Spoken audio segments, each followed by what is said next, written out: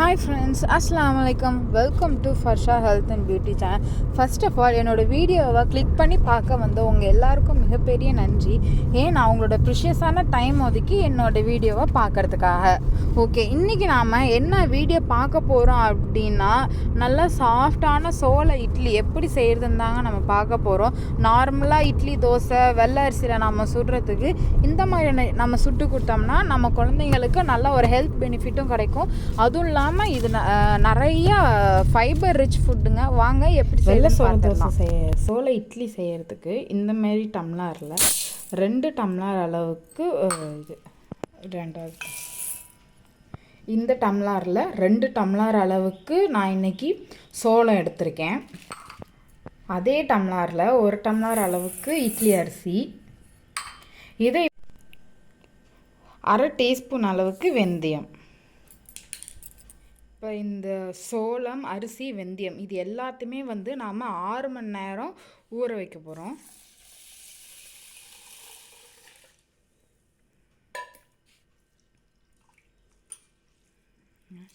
இது எல்லாமே வந்து 6 மணி நேரம் ஊறட்டும். மாவு அரைக்கிறதுக்கு ஒரு 2 மணி நேரத்துக்கு முன்னாடி வந்து நான் எந்த டம்ளரில் சோளம் அளந்தனோ அதே டம்ளரில் 1 டம்ளர் அளவுக்கு உளுந்து எடுத்து அதையும் நான் வந்து ஊற வச்சுக்கிறேன். உளுந்து ரொம்ப நேரம் ஊறணும்னு அவசியம் இல்லை, 2 மணி நேரம் ஊறினாலே நமக்கு போதும். நான் இன்றைக்கி இட்லி தோசை ரெண்டுத்துக்கும் யூஸ் பண்ணுற மாதிரி அரைக்கிறனால மிக்ஸி ஜாரில் ஃபஸ்ட்டு உளுந்தை மட்டும் நான் தனியாக போட்டு அரைச்சிக்கிறேன். நீங்கள் வெறும் தோசை மட்டும் ஊற்றணும் அப்படின்னால சோளம் உளுந்து ரெண்டுத்தையும் கூட போட்டு அரைச்சிக்கலாம். நான் இதில் வந்து இட்லியும் ஊற்றணும் தோசையும் ஊற்றணுன்றனால நான் தனித்தனியாக அரைச்சிக்கிறேன். ஃபஸ்ட்டு வந்து உளுந்தை நம்ம நல்லா அரைச்சிக்கிட்டு வந்துடலாம். இப்போ பாருங்கள், உளுந்து எந்த அளவுக்கு நல்லா சாஃப்டாக அரைஞ்சி வந்திருக்கு பாருங்கள். நல்லா வெண்ணெய் மாதிரி வந்திருக்கணும் நமக்கு உளுந்து. அப்போ தான் வந்து நமக்கு இட்லி வந்து ஊற்றும்போது நல்லா பதமாக சாஃப்டாக வந்துடும். ஓகே, நம்ம அரைச்சி வச்ச உளுந்து வந்து வெண்ணெய் மாதிரி வரணும் அப்படின்னு சொன்னால அது எப்படி நம்ம கண்டுபிடிக்கிறதுனா, ஒரு கிண்ணியில் நம்ம தண்ணி வச்சுக்கிட்டு நம்ம அரைச்சி வச்ச உளுந்து போட்டோம்னா இந்தமாரி வந்து மிதக்கும். வெண்ணெய் எப்படி தண்ணியில் போட்டால் நமக்கு மிதந்து மேலே வருமோ அதே மாதிரியே உளுந்தும் மிதந்து வரும். அந்த மாதிரி வந்துச்சுன்னா நமக்கு உளுந்து வந்து நல்லா பதமாக அரைஞ்சி வந்துருச்சுன்னு அர்த்தம். அவ்வளோதான். பாருங்கள், நல்லா மிதந்து வருது. நெக்ஸ்ட்டு ஊற வச்சுருந்த அந்த சோளம், அரிசி, வெந்தயம் இது எல்லாத்தையுமே வந்து நான் பிங்க் சால்ட் போட்டு அரைச்சிக்கிறேன். என்கிட்ட பிங்க் சால்ட் இருக்குன்றனால நான் ஆட் பண்ணியிருக்கேன். உங்கள்கிட்ட இல்லைனா கூட பிரச்சனை இல்லை, நார்மல் கல்லுப்பு கூட போட்டு அரைச்சிக்கலாம். இதுவும் நமக்கு வந்து நல்லா அரைஞ்சி வந்திருக்குன்னு அவசியம் இல்லை. ஓரளவு கொஞ்சம் இந்த ரவா மாதிரி வந்திருந்தா கூட போதும். இதுக்கு பக்குவம்லாம் அந்த மாதிரிலாம் எதுவும் தேவையில்லை. இதையும் வந்து நம்ம ஒரு பவுலில் ட்ரான்ஸ்ஃபர் பண்ணிக்கலாம்.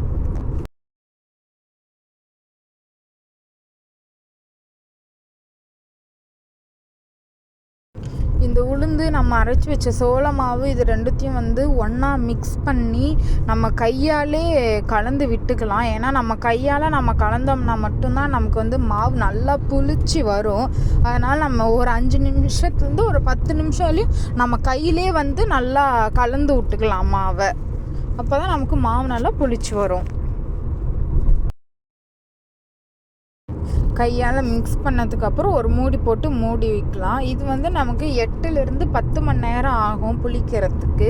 அதனால் நீங்கள் நைட்டு ஊற வச்சு ஆட்டிக்கிட்டிங்கன்னா மறுநாள் காலையில் உங்களுக்கு நல்லா மாவு புளிச்சு வந்துடும். இப்போ பாருங்கள், எனக்கு அந்த டப்பா நிறையா நல்லா புளிச்சு வந்துருச்சு. மாவு சூப்பராக இருக்குது, நல்லாவே புளிச்சு வந்துருச்சு. இப்போ இது எல்லாத்தையுமே வந்து நம்ம நல்லா மிக்ஸ் பண்ணி விட்டுக்கலாம்.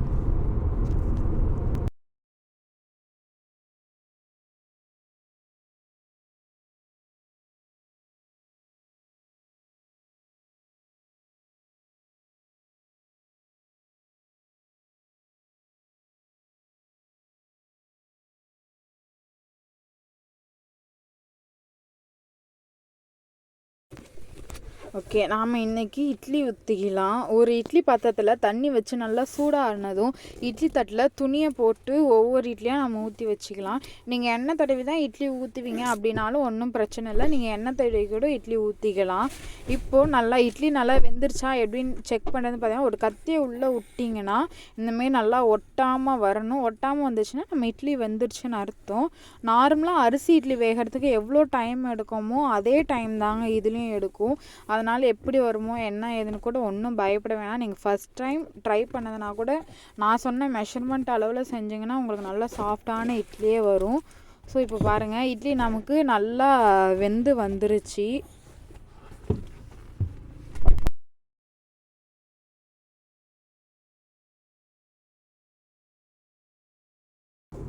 அந்த காலத்துலலாம் பார்த்தீங்கன்னா நிறைய பேர் இந்த வெள்ளை சோளத்திலே வந்து இட்லி, தோசை, குழிப்பணியாரம் எல்லாமே ஊற்றி சாப்பிடுவாங்க. இப்போ தான் நம்ம காலங்கள் மாற மாற இந்த மாதிரி சத்தான உணவுகளெல்லாம் நம்ம மறந்துட்டோம். இந்த ரெசிபியை நீங்களும் கண்டிப்பாக செஞ்சு பாருங்கள்.